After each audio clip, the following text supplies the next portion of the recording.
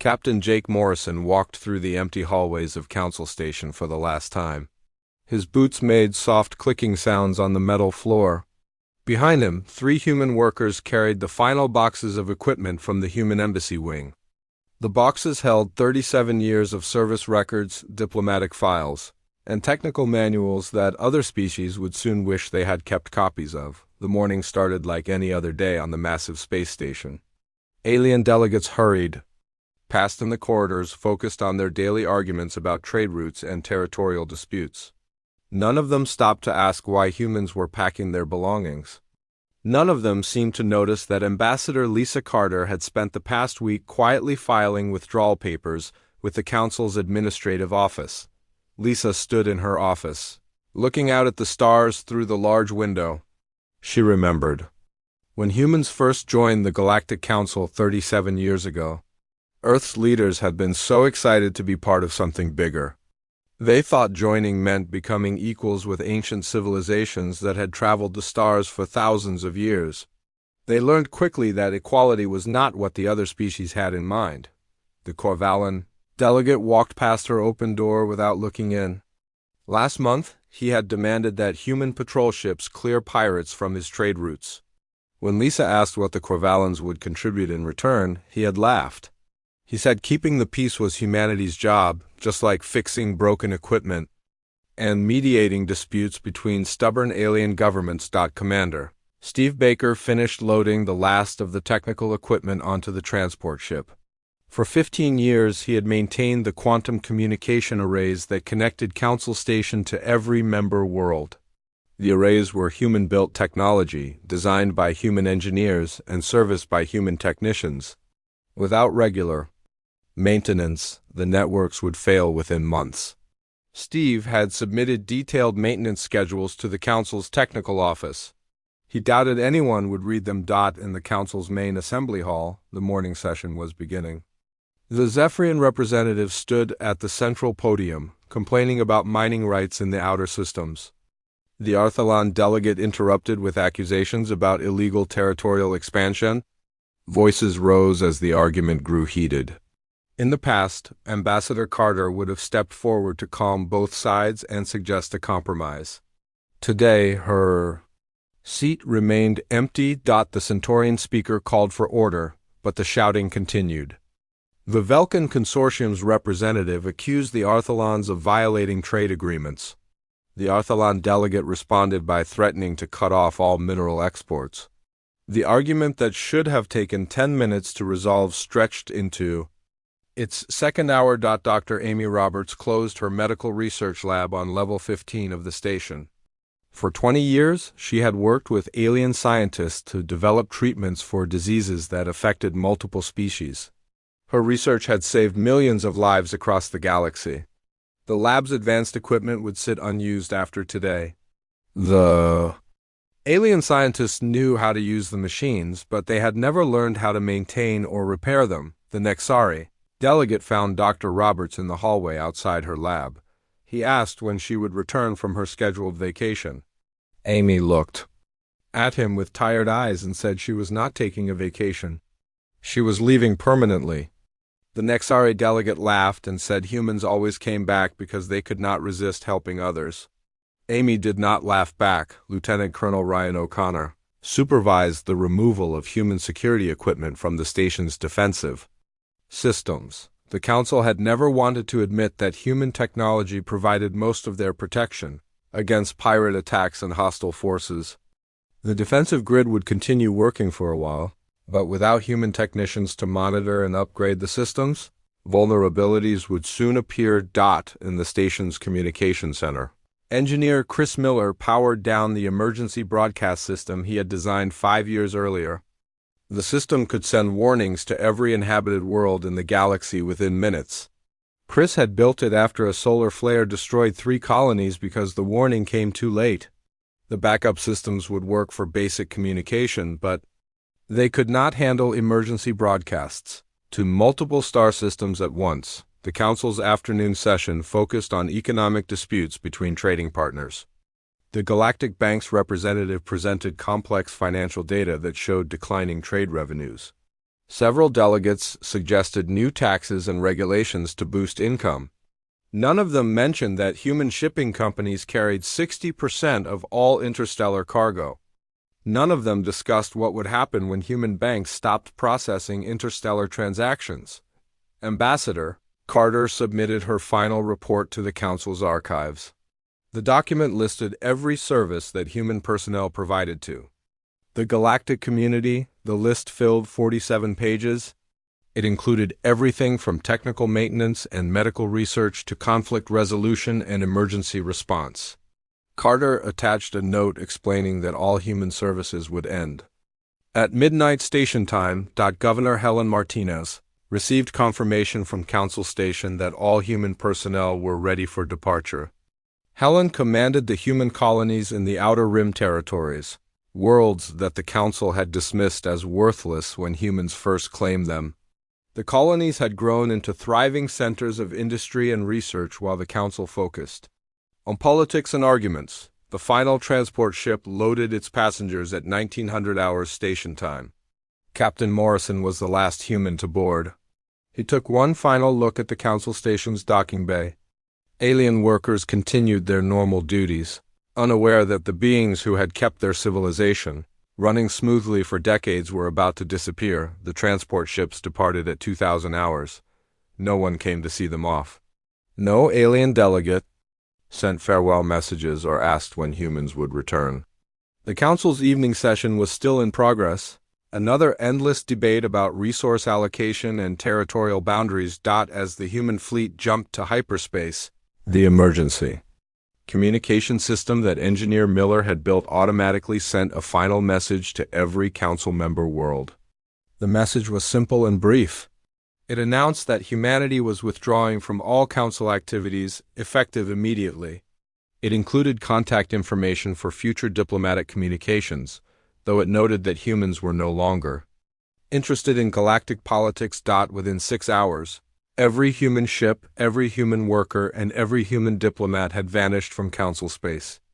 They left behind empty offices, powered-down equipment, and detailed instruction manuals that explained how to maintain the systems they had built. Most importantly, they left behind a silence that the galaxy would soon learn to fear. The Council's midnight session ended with plans for new trade negotiations and military cooperation agreements. The delegates departed for their quarters, confident that tomorrow would bring another day of productive arguing.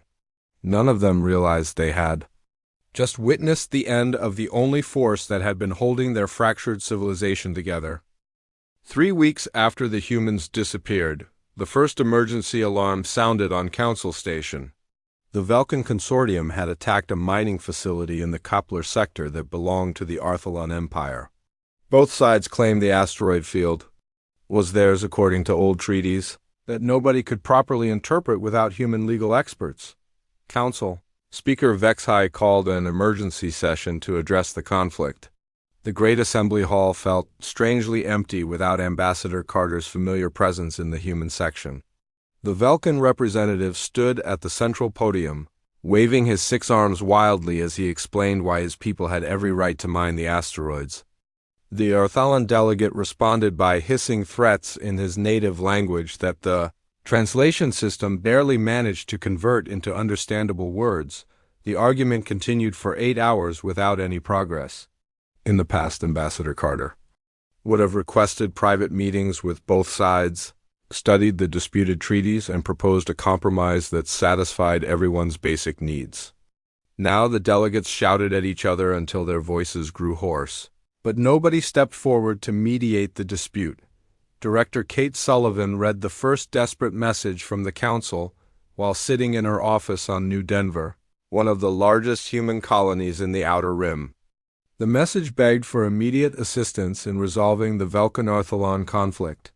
Kate deleted the message without responding and returned to reviewing production reports from the colony's new manufacturing centers. The fighting in the Kepler sector spread to 3 more star systems within 2 weeks.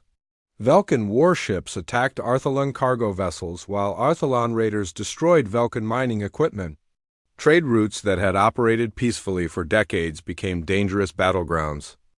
Merchant ships from neutral species started avoiding the entire region, causing shortages of essential goods on dozens of worlds. Lieutenant Colonel Ryan O'Connor monitored the developing crisis from his new posting at the Human Defense Command Center on New Terra.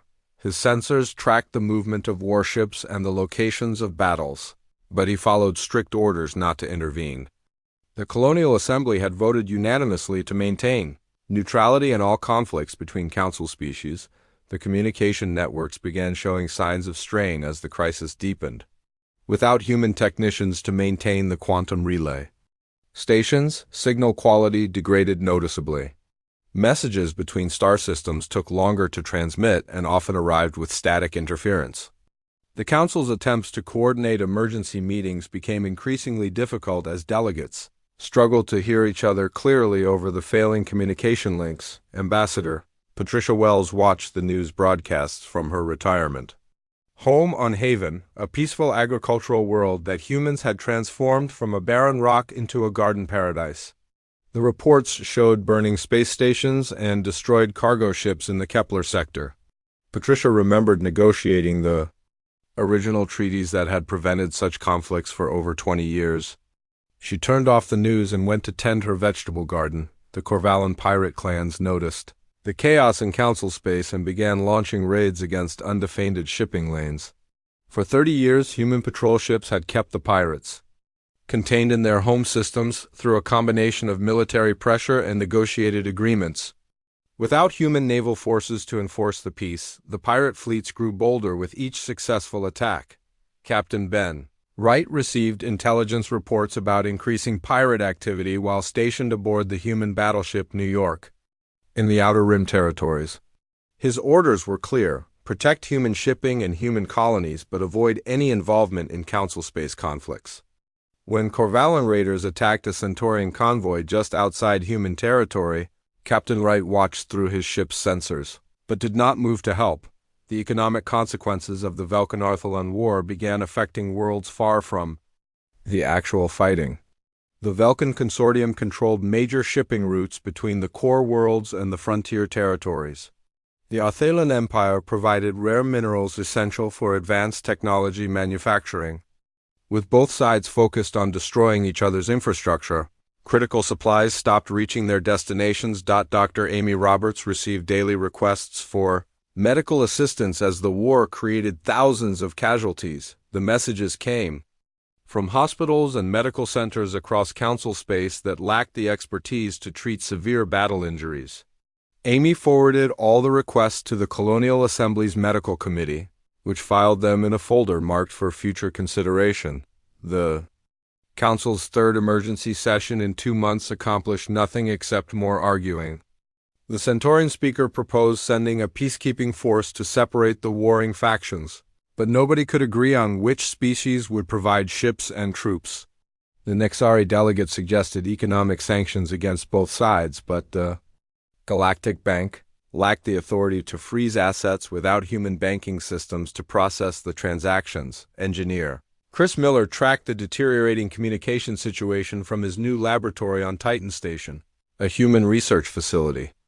In the outer systems, the quantum relay networks were failing faster than expected without proper maintenance.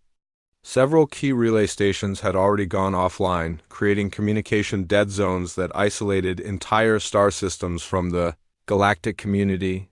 The first refugee ships appeared at the edges of human space 6 weeks after the fighting began. Civilian families from both Velkan and Arthalan worlds sought safety from the spreading violence. The Colonial Assembly established temporary refugee camps on 3 uninhabited worlds, but made it clear that the settlements were only temporary measures. Governor Helen Martinez faced increasing pressure from her colonial administrators as the crisis in Council space continued to worsen. Some argued that humans should intervene to stop the bloodshed and restore order. Others insisted that the galaxy needed to learn that actions had consequences. Helen supported the majority position. Humanity would focus on building its own civilization rather than cleaning up other people's messes. The Galactic Bank issued its first emergency bulletin in 50 years, warning that interstellar trade volumes had dropped by 30% since the fighting began. The bank's Nexari directors requested immediate consultation with human financial experts to prevent a complete economic collapse. The request was forwarded to the Colonial Assembly and promptly ignored. Council Speaker Vexai sent a personal message to every human colony asking for help in resolving the crisis that was tearing the galaxy apart. The message promised new trade agreements, territorial concessions, and formal recognition of human sovereignty over the Outer Rim worlds. Governor Martinez responded with a polite note explaining that humanity was no longer interested in council affairs. By the end of the second month, the Velkanarthalan War had drawn in 6 other species as allies or opportunistic raiders. What started as a simple territorial dispute had become a regional conflict that threatened to spread across the entire galaxy. The Council's emergency sessions grew longer and more desperate, but without human mediation skills, every proposed solution only made the situation worse. Admiral Lisa Thompson stood on the bridge of the UCS Liberty watching the chaos unfold through long-range sensors. Corvallan pirate fleets had grown from scattered raiders into organized battle groups that now controlled 3 major shipping lanes. Without human patrol ships to stop them, the pirates attacked cargo vessels with complete freedom.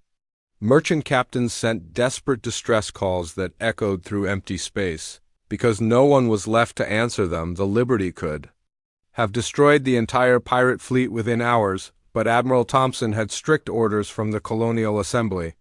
Human ships would defend human territory and human citizens, but they would not intervene in Council space conflicts. She watched a Centaurian passenger liner fall under pirate attack, just outside the neutral zone, and did nothing to help. Captain Ben Wright received intelligence reports that painted an increasingly dark picture of the galaxy beyond human space. The Velkanarthalan War had spread to 12 star systems and drawn in 8 different species as combatants or suppliers.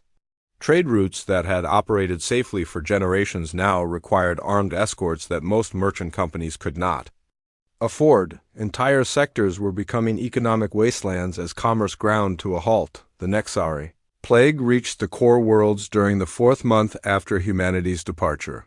The disease had appeared on frontier planets before, but human medical teams always contained outbreaks within weeks using advanced treatment protocols. Now, the plague spread unchecked through densely populated star systems where alien doctors had no experience dealing with the deadly virus. Dr. Amy Roberts monitored the plague reports from her new research facility on Europa Station. The death tolls climbed exponentially as overwhelmed alien medical systems failed to implement proper quarantine procedures.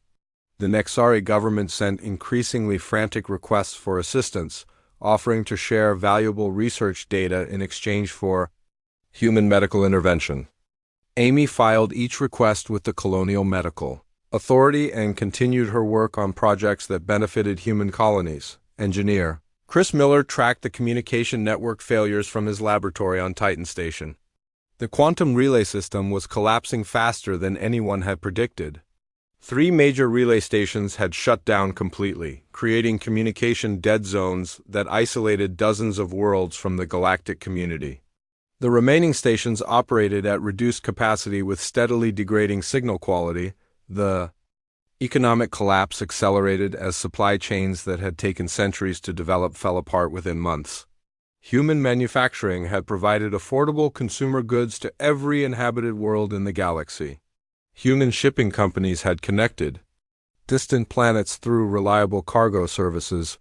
Human banks had facilitated interstellar commerce through sophisticated financial networks. Without these services, the integrated galactic economy fractured into isolated regional markets. Colony Administrator Paul Anderson reviewed the daily reports of refugee ships arriving at human territory borders. The numbers were climbing exponentially. As entire populations fled the spreading conflicts and economic disasters, the Colonial Assembly had authorized temporary camps on 6 uninhabited worlds, but the facilities were reaching capacity. More importantly, many refugees were scientists and engineers whose skills could benefit human civilization if they chose to apply for permanent residency. The Galactic Bank issued emergency warnings about currency instability as member worlds began defaulting on interstellar loans. Without human financial institutions to process transactions and verify credits, confidence in the galactic economy evaporated. Several species reverted to primitive barter systems for essential trade, further reducing economic efficiency and increasing costs for basic necessities. Council Speaker Vexhai called the 17th emergency session in 4 months, but only half the member delegates attended. Communication failures made it impossible for representatives from outer systems to participate, while others simply refused to waste time on meetings that accomplished nothing. The sessions that did occur devolved into shouting matches as each species blamed others for the spreading chaos. The Arthalon Empire launched a desperate attack against Velkan homeworlds, using weapons that violated galactic treaties on civilian protection. The assault killed millions of non-combatants and prompted the Velkan consortium to respond with equally devastating strikes against Arthalon colonies. What had started as a territorial dispute had become a war of extinction that neither side seemed capable of stopping. Captain Tony Rodriguez intercepted communications between various council species as they attempted to coordinate responses to the multiple crises. The messages revealed panic and confusion among government leaders who had no experience managing large-scale emergencies without human assistance. Military commanders requested tactical advice for dealing with pirate raids. Economic ministers begged for help stabilizing their collapsing currencies. Medical officials pleaded for guidance on containing the spreading plague. Colonel Sandra Lewis documented the refugee crisis from her new position as Director of Immigration Services for the human colonies. Over 2 million aliens had fled to human space seeking safety and stability. The screening process for permanent residency was lengthy and thorough, but many refugees possessed valuable skills that human society could use. Scientists, engineers, and doctors who were willing to learn human languages and adapt to human culture were often granted asylum. The manufacturing sectors that had depended on human technology began shutting down across council space. The aliens had learned to operate human-built machines, but they lacked the knowledge to maintain or repair complex equipment. Factory production declined steadily as machinery broke down and replacement parts became unavailable. Worlds that had enjoyed prosperity through manufacturing exports faced economic collapse and mass unemployment. Former Ambassador Daniel Clark established the new Department of External Relations at the Colonial Assembly headquarters on New Terra. His staff monitored developments in council space and prepared reports for the colonial leadership, but they had strict instructions to avoid any direct involvement in galactic affairs.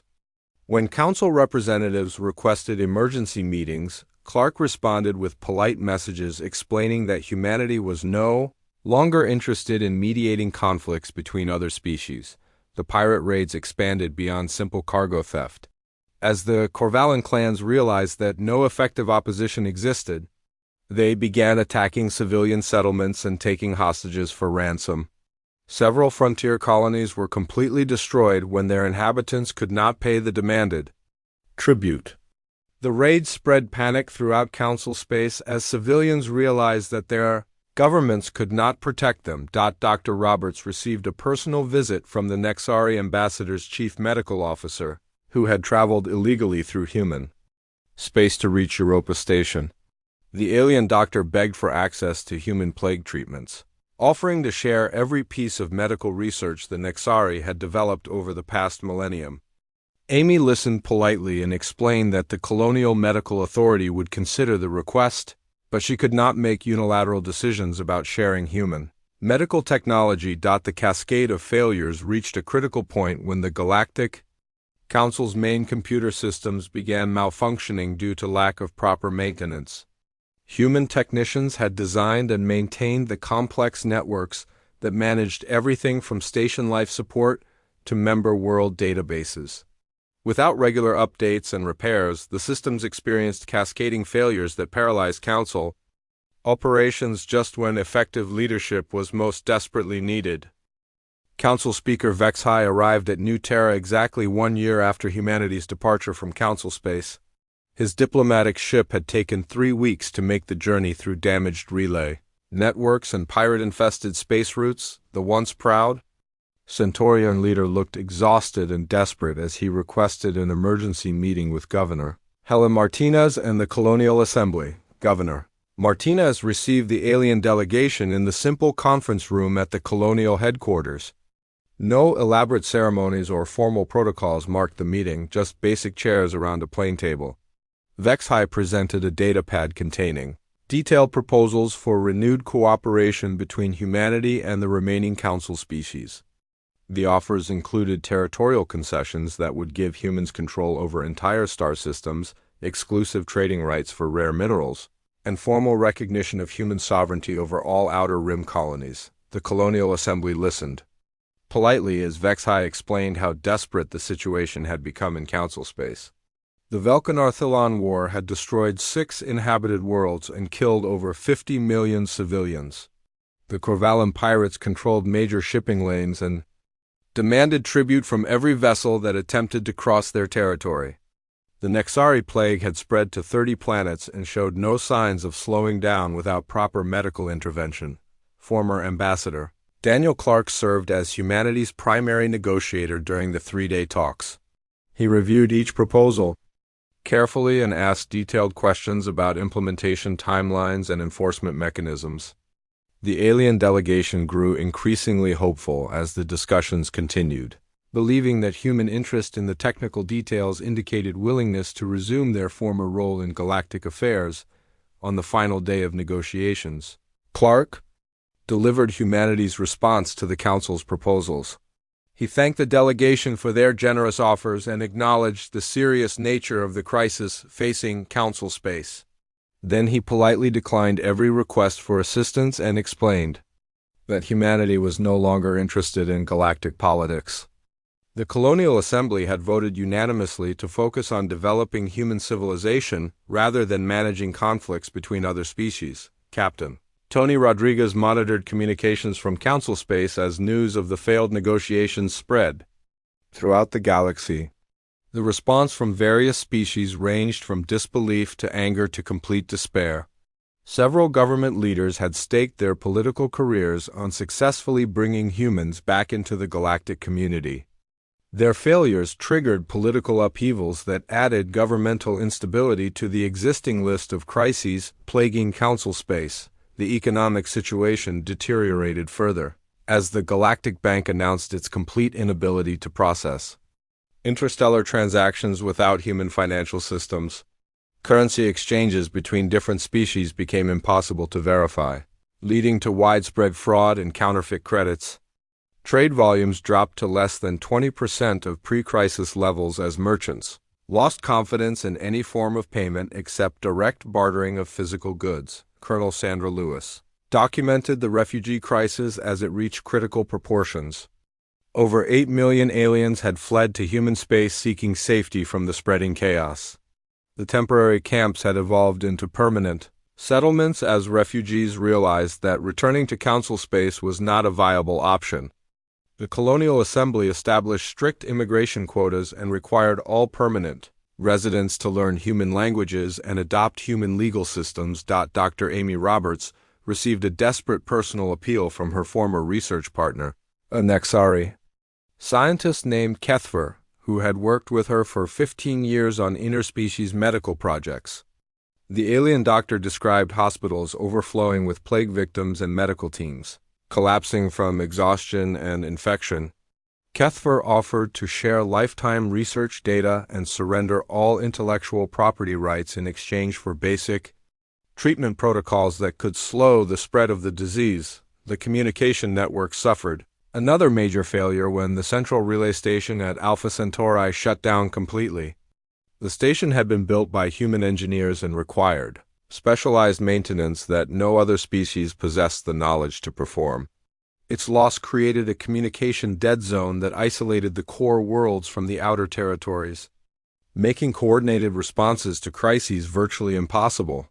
Admiral Lisa Thompson received intelligence reports about the complete breakdown of law enforcement in major shipping corridors. The Corvallan pirates had evolved from simple raiders into organized crime syndicates that controlled territory larger than most planetary governments. They demanded protection payments from civilian settlements and enslaved populations that could not meet their financial demands. Several species had attempted military responses, but without human naval expertise.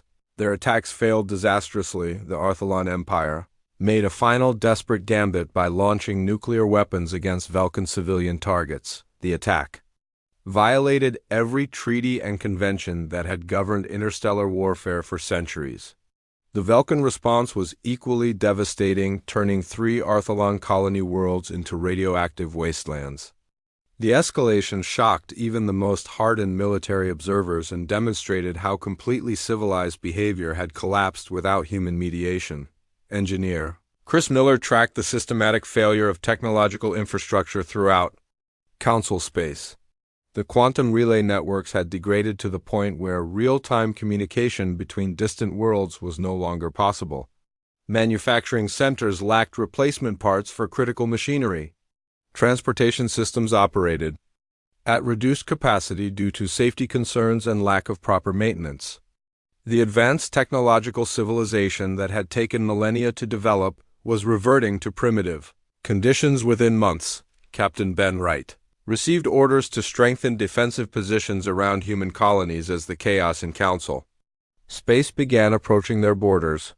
Several desperate alien military commanders had suggested forcibly conscripting human expertise to address their various crises. The Colonial Defense Force took these threats seriously and prepared contingency plans for protecting human territory from potential invasion attempts. The Council's final desperate measure came in the 14th month after humanity's departure. A coalition of 12 species formally declared war against the human colonies, demanding their immediate return to Council jurisdiction and resumption of their former support roles. The declaration accused humans of deliberately abandoning their moral obligations to the galactic community and causing unnecessary suffering through their selfish withdrawal. Governor Martinez received the war declaration with calm professionalism and immediately convened an emergency session of the Colonial Assembly. The human leadership spent exactly 6 hours reviewing their military capabilities and developing response strategies. They concluded that no Council species possessed the naval strength to enforce their demands against human defensive forces. Admiral Thompson issued a simple statement in response to the war declaration. Human defense fleets would take defensive positions around all colonial territories and would respond to any aggressive actions with appropriate force. The statement noted that humanity sought no conflict with other species, but would protect their sovereignty and citizens from any threats. The war lasted precisely 6 hours from declaration to formal withdrawal. During that time, human defense fleets moved into position around every colonial world while Council military forces remained paralyzed by communication failures and logistical problems.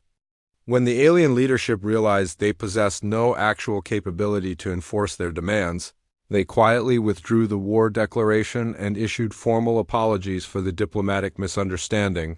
The failure of their final threat marked the end of any realistic hope that Council species could force humanity to resume their former role in galactic affairs. The galaxy would have to learn to survive without the steady hands that had guided it for nearly 4 decades. 2 years after humanity's quiet departure, Captain Mark Johnson patrolled the borders of human space aboard the battleship Independence. His sensors detected the remains of what had once been the mighty Galactic Council's main station. The massive structure floated dark and empty in space, its lights extinguished and its docking bays sealed. No ships had visited the station in 8 months because no government remained functional enough to send delegates to meaningless meetings. The Great Assembly Hall, where thousands of alien representatives had once debated the future of galactic civilization, now served as a tomb for dreams of unity and cooperation. Automated systems still functioned minimally, broadcasting a repeating message that invited member species to attend emergency sessions that no one answered. The station's orbital position slowly decayed without maintenance, and experts predicted it would crash into the nearest planet within 5 years. Administrator Carol Thompson reviewed the weekly reports from the 37 human colonies that now formed the Human Colonial Alliance. Each world showed steady growth in population, industrial capacity, and technological advancement. The colonies that the Council had once dismissed as worthless frontier settlements had become centers of innovation and prosperity. New Denver alone produced more manufactured goods than the entire Centaurian Federation had managed in the previous year. The agricultural world of Haven had transformed from a barely habitable rock into a garden paradise that fed 6 million residents and exported food to other human colonies. The research station at Europa had developed medical treatments that eliminated diseases which had plagued humanity for centuries. The mining operations in the asteroid belts provided enough raw materials to fuel expansion for decades to come. Former Ambassador Linda Foster worked as the Director of External Relations for the Colonial Alliance, a position that required far less effort than her previous diplomatic role. Her office received weekly communications from desperate alien governments requesting assistance with various crises, but the standard response never changed. The Colonial Alliance appreciated their interest but remained focused on internal development rather than external conflicts. The irony of the situation was not lost on the human leadership. Species that had treated humans as useful servants now offered increasingly generous terms for renewed cooperation. The Nexari government promised to share all their scientific research in exchange for basic medical assistance. The Centaurian Federation offered humans control over 3 entire star systems in return for help rebuilding their collapsed communication networks. The Corvallan clans, no longer united in piracy, begged for human intervention to stop civil wars that were destroying their homeworlds. Captain Ben Wright's intelligence division tracked the ongoing collapse of what remained of Council civilization. The Velkan-Ortholan War had ended not through negotiated peace but through mutual exhaustion after both species had virtually destroyed each other. The survivors lived in scattered settlements that lacked the resources to maintain advanced technology.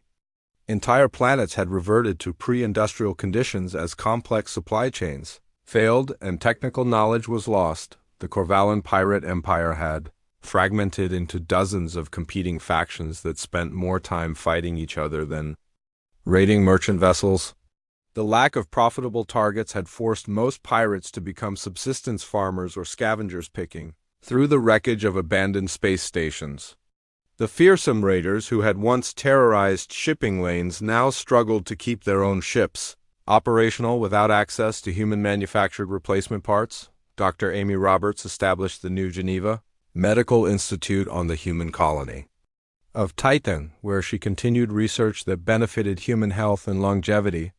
Her former alien colleagues sent increasingly desperate messages requesting consultation on medical crises that claim millions of lives across the galaxy.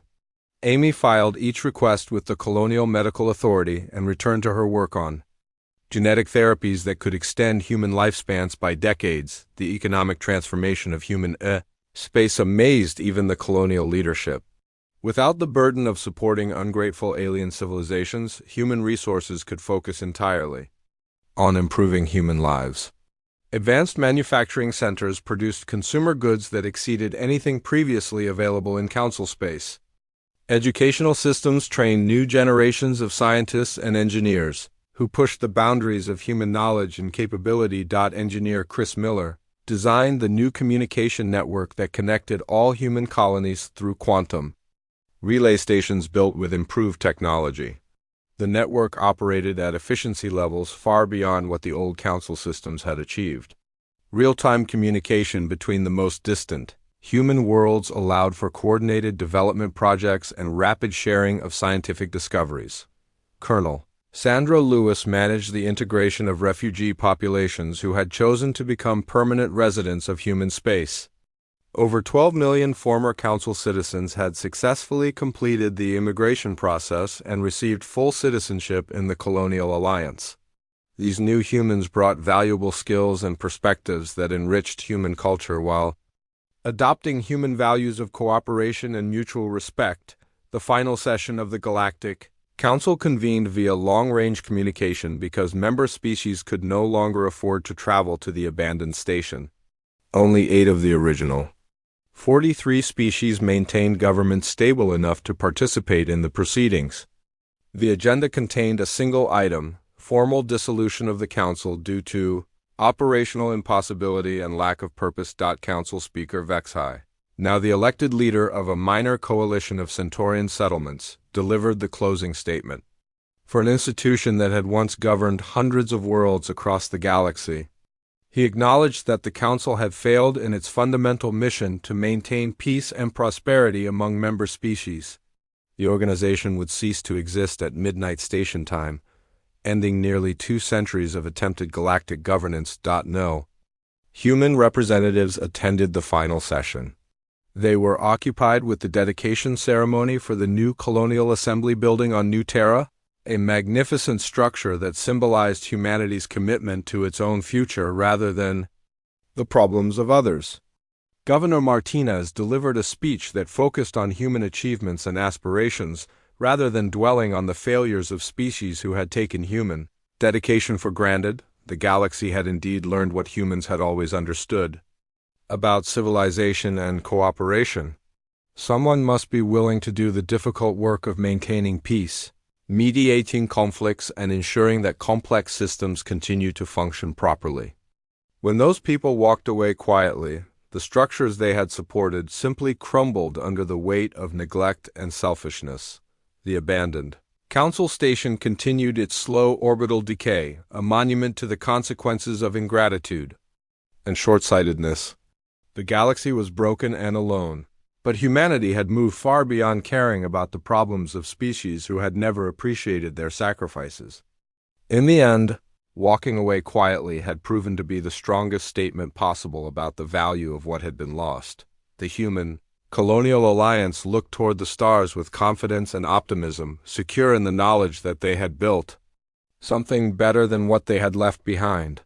The future belonged to those who understood that true strength came from cooperation and mutual respect, values that some species had apparently forgotten until it was far too late to matter.